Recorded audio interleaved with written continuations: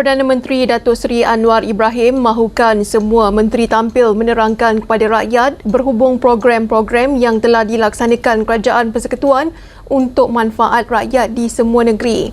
Beliau berkata semua program yang dilaksanakan Kerajaan Persekutuan adalah secara konsisten dan serius dalam mengangkat kebajikan rakyat secara keseluruhannya.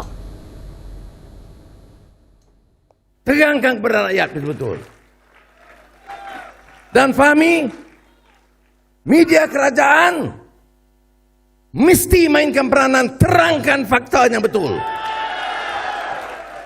Ada projek yang memang Kerajaan Persekutuan, ditulis itu projek kerajaan negeri.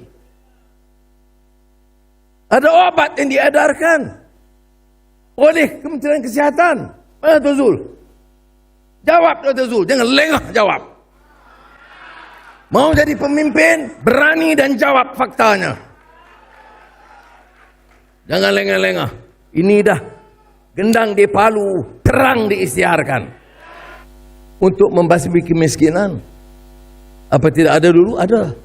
Tapi the most serious program untuk angkat martabat rakyat. 1 tahun 15.5 bilion. Bukan kecil. Kita lakukan. STR. SARA. Ini lupakan. Dan kita lakukan ini sejak 2023. Bukan seperti bersetengah-setengah negeri.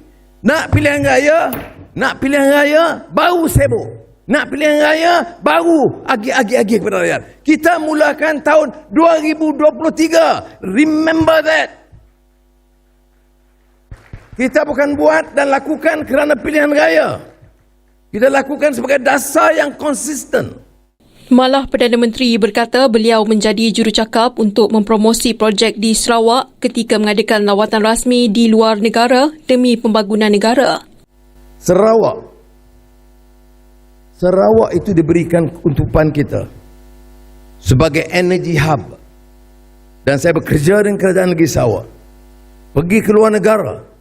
Kadang-kadang jadi jurucakap untuk mempromosi kerana rancangan itu baik. Baik untuk Sarawak, baik untuk Malaysia.